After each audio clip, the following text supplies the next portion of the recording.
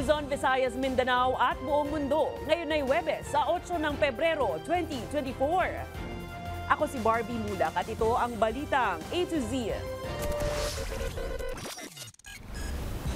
Kasi kala ko kasi magpapaputi siya tuwing gabi. Parang di naman ako yan kasi parang nangitim din. Skincare products na mabiling panregalo sa Valentine's. Publiko, pinag-iingat. Ilang pinagbabawal na produkto, may dalang peligro sa kalusugan. Bago mamroblema sa pang-date, consumers, papasanin ang panibagong dagdag singil sa kuryente. Diba, pag binubuli ka na, hindi ka sasagot, ito naman pwede. Senator Sonny Angara, may pasaring sa Kamara. Sa gitna ng kontrobersiya sa charter change, Pangulong Marcos nagsalita na. At sa ating balitang showbiz, high-grossing film ng Disney na Moana, may part 2.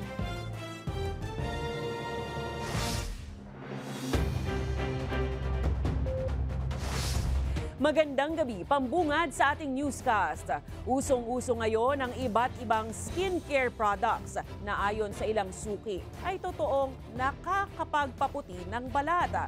Kalimitan pa nga binibili bilang panregalo lalo na ngayong Valentine's. Pero ang grupong Ban Toxics may paalala, may nakalulusot pala sa merkado ng mga produktong ipinagbabawal. Ano ang dalang peligro nito sa kalusugan? Alamin sa balitang A to Z ni Kim Salinas.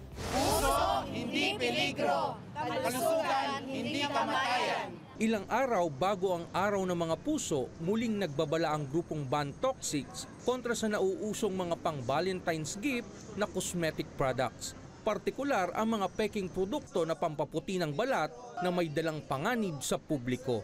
Malaking tulong na po yan, ma'am, dito sa ating ginagawa. Yan, ako, bawal na bawal talaga ito. Sa kanilang pag-iikot sa mga tindahan sa Quiapo, Manila, naispatan nila na nakadisplay pa ang mga bawal na produkto. Una nang nagbabala ang Food and Drug Administration kontra sa produktong Gory Beauty Cream with lycopene avocado at aloe vera na hindi otorisado ng naturang ahensya. Pero ang mga sales lady, hindi raw alam na bawal pala ito sa merkado. Hindi po, ngayon lang po namin nalaman na bawal po yan. Wala na pong ganyan po. Wala na po yung iba po. Ito lang po yung collagen lang po yung meron. Ibinahagi pa ng isang parokyano ang patotoo na pumuti ang kanyang kuti sa pagtangkilik ng naturang bawal na produkto. Yung gory na avocado flavor, ginagamit ko yun siya 2 buwan na. Pero nag-effect naman siya, nakakaputi sa kilikili. So, yung mga side effect ba, wala na. Gayunpaman, si Aling Josepina, iba naman na naging epekto nung gumamit siya ng kaparehas na produkto. Kasi kala ko kasi magpapaputi siya tuwing gabi. Parang di naman ako yan kasi parang nangitim din. Paliwanag ng campaigner na si Tony Dizon, bagamat aakalain mong parang wala lang epekto sa umpisa, mapanganib ang pwedeng kahantungan ng mga delikadong produkto sa kalaunan. Cumulative ang ganitong klaseng chemical, ibig sabihin, hindi porke in-apply mo na isang beses ay okay na, no? Patuloy yan na mananatili sa iyong katawan at oras na umabot na yung taas ng concentration ng content ng chemical sa loob ng iyong katawan, doon nalalabas yung simptomas nito. At dahil walang Certificate of Product Notification mula sa FDA, hindi tiyak ang kalidad at kaligtasan sa paggamit nito, gaya ng mataas na level ng mercury content. Napakalaki ng peligrong dulot ng chemical na taglay na meron ang mga pampaputi na to tulad ng mercury. Ang mercury ay isang neurotoxin, pangunahing inaatake nito yung utak at iba pang mga internal organs. Nangako naman ng mga tindera na aalisin na sa kanilang estante at hindi na ito ibebenta pa sa publiko. Buwan ng mga puso, ipakita natin yung pagmamahal. Huwag natin bigyan sila ng peligro, kundi pagmamahal ang ating ipagkaloob sa kanila. Kalusugan ang pinakamahalagang layunin natin dito at hindi kamatayan. Para sa Balitang A to Z, Kim Salinas. Ngayong nalalapit na nga ang Valentine's Day, naglabas ang Department of Information and Communications Technology ng ilang tips para makaiwas sa love scam at iba pang uri ng scam. Ayon sa ahensya, kinakailangan maging alerto ng publiko laban sa mga scammer. Maging kilalanin rin kung sino ang kinakausap. Huwag buksan ang mga suspensadong text message at unconfirmed na links. Huwag daw sagutin ang hindi kakilala, huwag ibigay ang personal na impormasyon at syempre gumamit ng pangmalakasang mga password. Pero sakaling mabiktima pa rin ng scam, maaaring magsumbong sa hotline ng DICT na 1326. I call it an attack on human emotion, no? Alam nila yung sasabihin na mahihikayat ka. If it's too good to be true, mukhang mayaman, mukhang gwapo, or mukhang maganda, no? Mag-research din tayo tungkol sa taong kinikilala at pinefriend natin. Sa ikalawang sunod na buwan, muling magtataas ng singil ang kuryente ng Meralco dahil sa pagtaas raw ng hango nito sa international suppliers. At habang papalapit naman ang summer season, kaliwat kanan rin ng appliances para ibsan ang init, kaya pangamba ng ilang consumers. Baka mas lalo pang tumaas ang bayarin sa kuryente. May balitang A to Z si Ace Cruz. Bukod sa electric fan, pinapaypen pa ni Armida ang anak para mas mabilis na makatulog sa hapon. Ngayon, tindi ng init, ilang cellphone pong ginagamit namin, 3. Sa baba, 2, dito po, 1. Wala pa man kasi ang summer, ramdam na raw ang init ng panahon.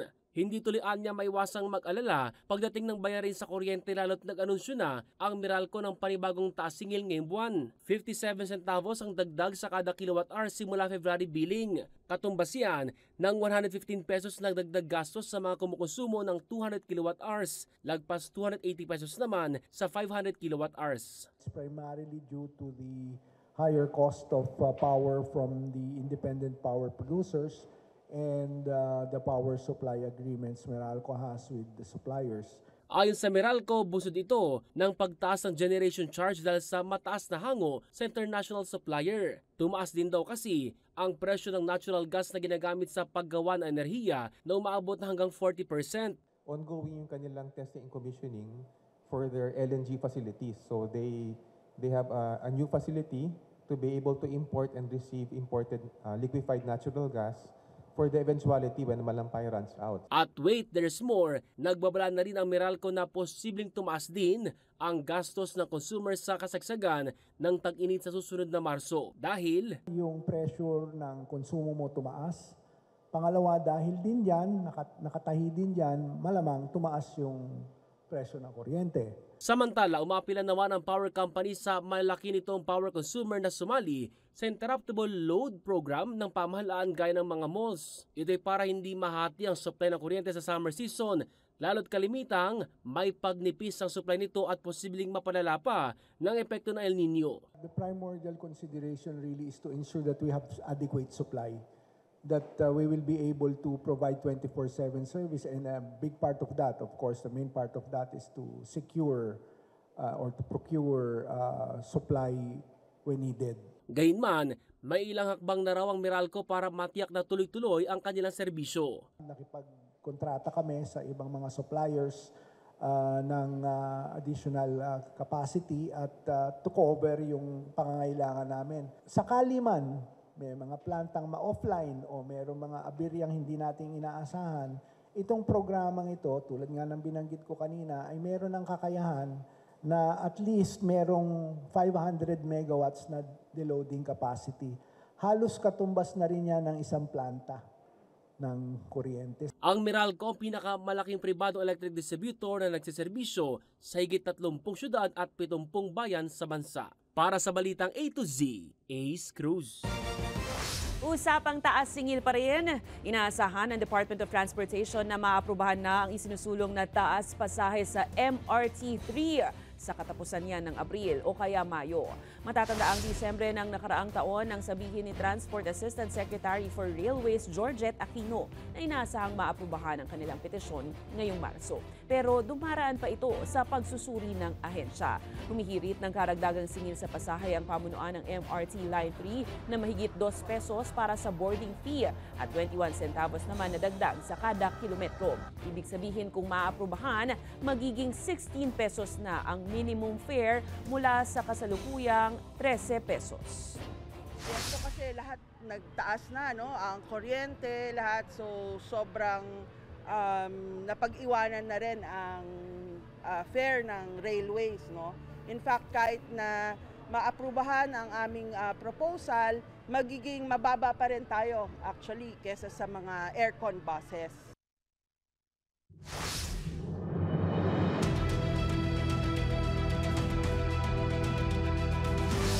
Sa gitna ng mainit na kontrobersiya ng charter change sa bansa, ine-endorso na ng Pangulong Ferdinand Bongbong Marcos Jr. ang suporta para rito. Pero limitado lang raw sa economic provisions. Sa paggunita ng Philippine Constitution Day sa Makati, Shangri-La ngayong gabi, sinabi ng Pangulo na mahalaga ang pag-amyenda sa saligang batas para mapalakas pa ang ekonomiya. Sa parehong event rin, sinabi ng Presidente na ang mga panawagan na ihiwalay ang Mindanao sa bansa ay malaking paglabag sa konstitusyon. I want to make it clear. This administration's position in introducing reforms to our Constitution extend to economic matters alone, or those strategically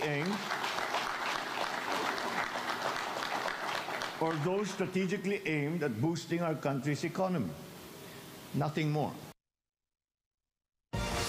Dumidepensa lamang ang Senado laban sa anilay pambubuli na ginagawa ng mababang kapulungan laban sa mataas na kapulungan.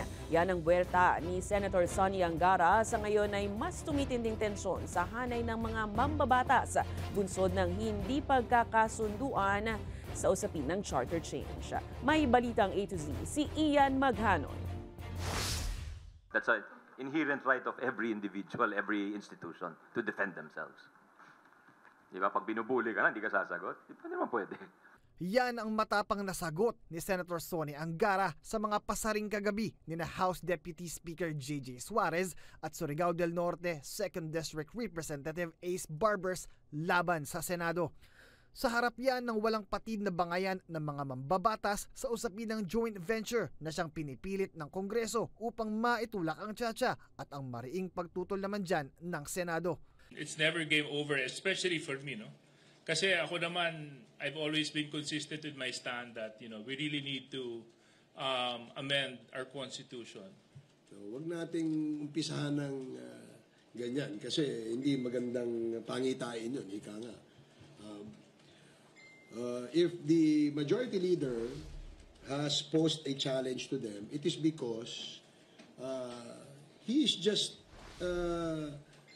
thinking that the proposal is an urgent proposal. Ayon kay Angara, marapat lang na dumepensa ang Senate of the Philippines laban sa umunoy kalabisan ng House of Representatives. O parang ganun eh. Parang ganun na lumalabas. Biro mo araw-araw. Di ba parang bully yun? Pumunta ka ng CR tapos andun na naman yung bully.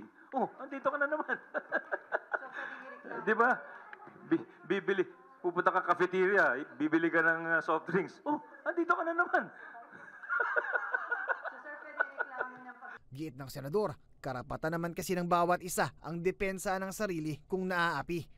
Pagka inatake kami, syempre, hindi naman pwedeng hindi kami sumagot, di ba? Self-defense lang yun. Pero nang tanungin kung pwede bang maharap sa kasong bullying ang Kongreso dahil dito, ang pabirong sagot ni Angara. Hindi. Ano lang yun? Sa estudyante lang yun. Pag may estudyante sa kanila. Batid ng senador na tanging ang Pangulo lamang ang may kapangyarihang mamagitan sa bangayang yan. Ang kaso, well, ayaw ko naman diktahan si Pangulong Marcos, di ba? Parang prerogative niya yon. Pero tingin ko kung klaro ang salita niya, na kung magsalita siya ng klaro na tigilan na yung People's Initiative, mag-move forward na tayo sa economic provisions, palagay ko yon, tatahimik talaga. Sa kabila niyan, nanindigan si Anggarang hindi ito sa ngayon uupong kasama ang mga opisyal ng Kongreso para mapag-usapan ang joint venture dahil hindi pa klaro yung kumbaga may usok pa yan di ba? Pag nawala na yung usok, sige, mag-usap tayo. Asan ka? Anong stand mo? Anong stand mo? Ganun yun. Pero habang ngayon, malabo pa eh. Hindi pa klaro yung kumbaga kung painting yan. Hindi pa klaro, hindi pa nakalatag lahat, di ba? Sa Lunes na nakatakdang talakayin ng Senado ang pag-aamyenda ng konstitusyon sa pamamagitan ng Resolution of Both Houses No. 6 o RBH 6. Alinsunod sa inihaing resolusyon, pagdedebatehan ng Senado ang tatlong economic provisions ng 1987 Constitution, partikular ang education, public utilities at advertising. Ang magandang at mas transparent yung proseso na ginagawa na ngayon eh. Na dinidebate at nakikita, napapanood ng kababayan natin ano yung mga argumento para sa constitutional change. Para sa Balitang A to Z, Ian Maghanoy. Kaugnay niya, nanindigan si Senator Sonny Angara na mas makabubuting isabay ang plebisito ng RBH 6 sa 2025 midterm polls.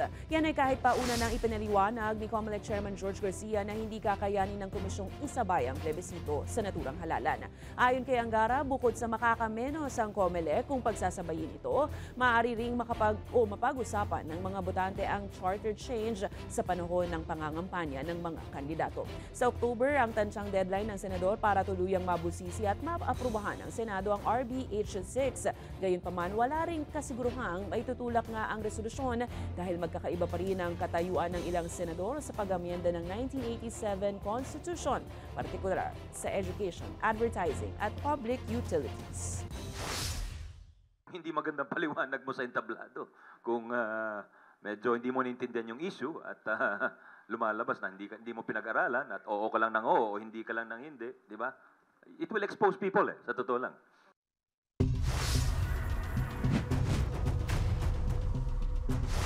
Patuloy na dumarami ang nai-report na nawawala dahil sa nangyaring malaking landslide sa Maco, Davao de Oro. Ayon kay PIO Davao de Oro Executive Assistant Edward Macapili, umabot na sa 70 na individual ang nawawala. Pinaghahanap rin ang hindi bababa sa 27 empleyado ng Apex Mining Company, habang umakyat na sa 10 ang kumpirmadong nasawi. 31 naman ang sugatan. Tiniyak naman ng NCR-RMC na tuloy-tuloy ang kanilang rescue operation sa tulong sa mga apektadong residente. As of 10 o'clock in the morning, after the resume of the retrieval operation, umabot na po sa 90 yung missing individuals. Majority of those from residents of Barangay Masara.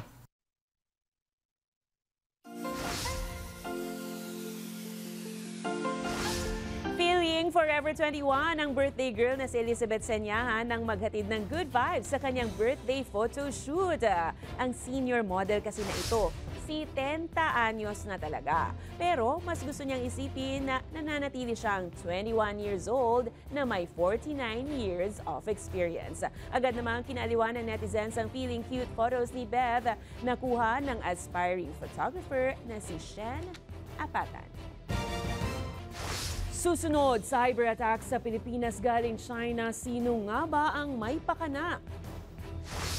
At pinakamataas na record ng tax collections ng BIR na itala. Abangan ang kumpletong ulat sa pagbabalik ng Balitang A to Z.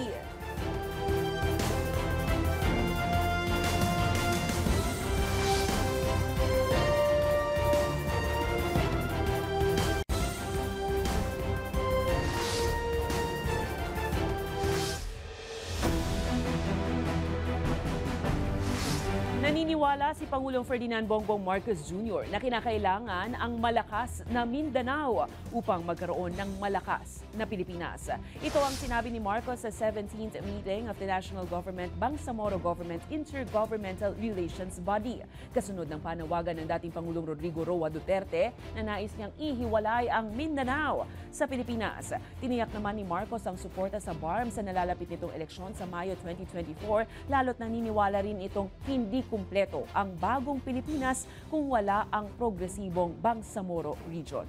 Sa huli, nanindigan si PBBM na isusulong niya sa Mindanao ang pagkakaisa at kapayapaan. To us, there is only one true peace when the bloody tally of war is replaced with the scoreboard of development. And that scoreboard shows that peace has won. The war is over. Kasado na ng pamahalaan ang plano para madepensahan ng bansa kontra sa mga banta ng cyber attacks. May paglilinaw naman ng DICT ukol sa involvement ng China sa mga hacking attempts kamakailan. Narito ang ating balitang A to Z. Aprobado na ng Pangulong Bongbong Marcos Jr. ang National Cybersecurity Plan para mapalakas ang depensa ng bansa kontra sa mga banta online at cyber attacks. Ito'y sa harap na rin ng revelasyon ng Department of Information and Communications Technology na ang ilang cyber attacks sa mga website ng pamahalaan ay ginawa ng ilang grupo na nag-ooperate mula sa China. We have reason to believe it came from advanced persistent threat groups that are associated with Chinese, with people working within China. Pero nilinaw rin ng ahensya na walang ebidensyang mag-uugnay sa mga insidente sa Chinese government. This is not only based on IP addresses, this is also based on the techniques and tactics and procedures that was employed. No? But we, of course, cannot attribute that particular attack or that particular cybersecurity incident to the Chinese government. Una nang itinanggi ng Embahada ng China ang mga alegasyon. Dagdag ng DICT. Nagpahayag rin ng kahandaan ng Beijing na tumulong sa Pinas sa issue. Cooperation has to come as a mutual activity. So they are willing to help. They have mentioned that if we can share with them kung ano yung nangyari para mahanap daw nila kung saan at sino yung gumawa nun. Ilang cybersecurity experts naman ang nagsabing posible ring galing ibang bansa ang mga hacker o di kaya naman ay nandito mismo sa Pilipinas. Kabahagi rin ng cybersecurity plan ang upskilling ng mga workforce sa Pilipinas. Lalo't maraming mga kumpanya ang naglipat na ng mga operasyon online magmula nung pandemya na nakikita namang oportunidad ng cybercriminals para manamantala.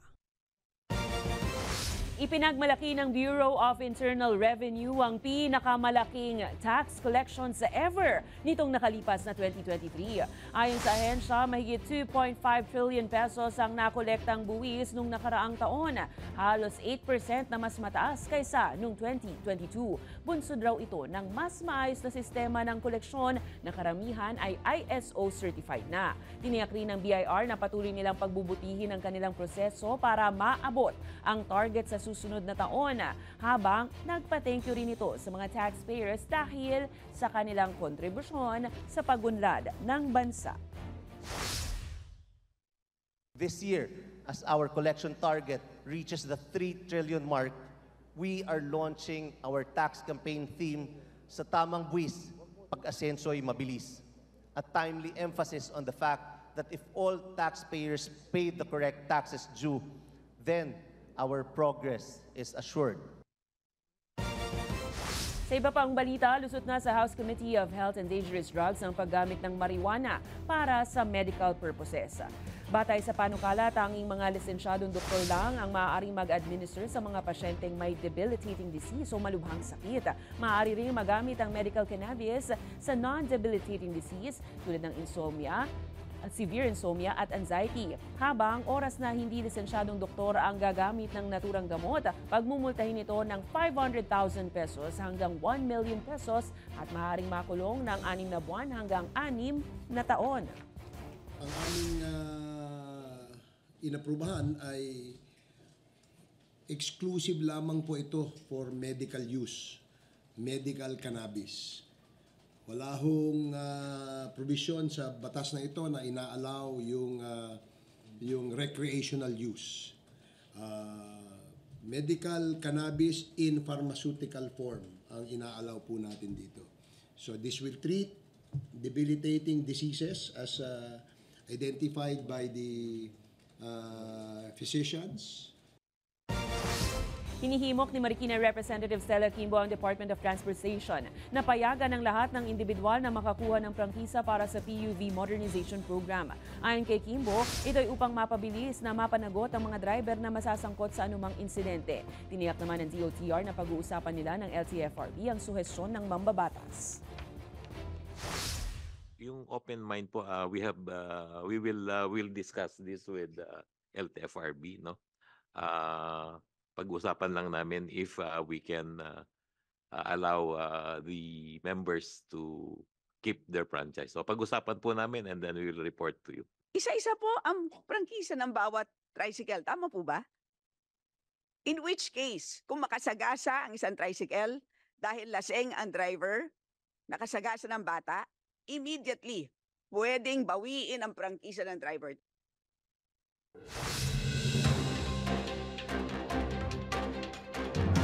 Nangunguna ang San Miguel Corporation sa may pinakamataas na bid sa 3 kwalipikadong grupo para sa rehabilitasyon ng Ninoy Aquino International Airport. Ayon sa Transportation Department, sa preliminary evaluation ng financial proposal na 170 billion pesos na iya Public-Private Partnership Project, nagalok ang SMC ng 82% ng airport revenue sa gobyerno sa bid nito na patakbuhin ang NAIA. Kaugnay niyan, pinamamadali naman ng Pangulong Ferdinand Bongbong Marcos Jr. sa DOTR ang modernisasyon sa mga pasilidad ng transportasyon sa bansa. Naniniwala kasi ang Pangulo na ito ang daan para sa anyay mas magandang kinabukasan ng Pilipinas.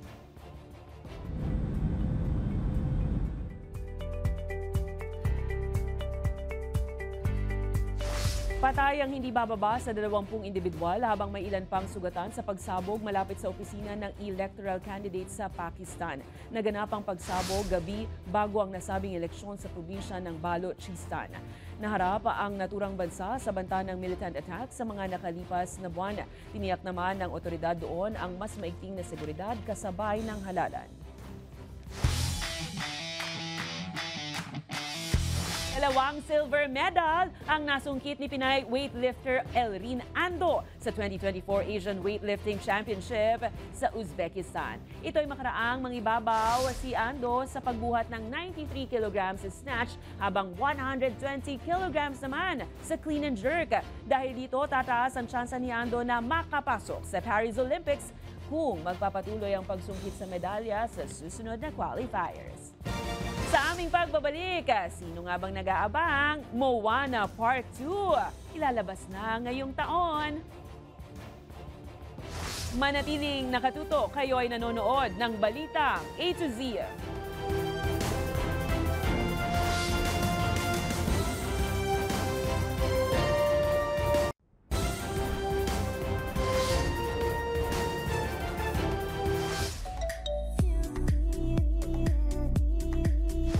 Matapos ang ilang taon mula noong 2016, muling magbabalik ang high-grossing film ng Disney na Moana. Ipinakita na rin sa mga sabik na Disney fans ang teaser ng Part 2 ng naturang pelikula na nakatakdang mapanood sa mga sinihan sa Nobyembre. Sa pagbabalik ni Moana, kailangan itong muling maglakbay sa karagatan ng Oceania at harapin ang iba't ibang kaakibat na panganib nito.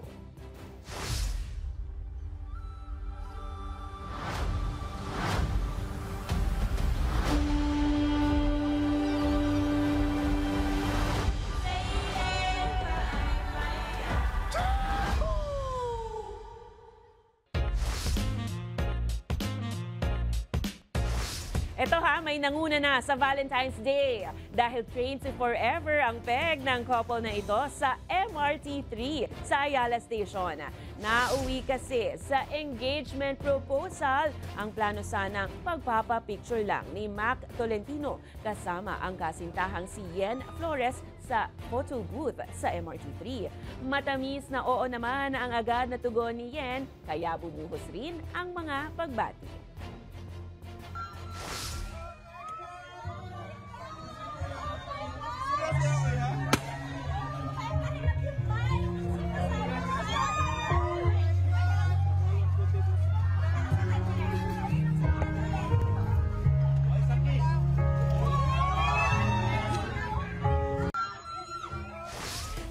Sana all. Kung kayo ay may kwentong kakaiba, mga kwento ng pag-ibig o storya ng inspirasyon at pag-asa, maaari nyo itong ibahagi. Sumali sa ating Facebook group na Balitang A to Z, panoorin ang replay ng ating programa at sundan ang ating social media pages. Hanapin ang Balitang A to Z.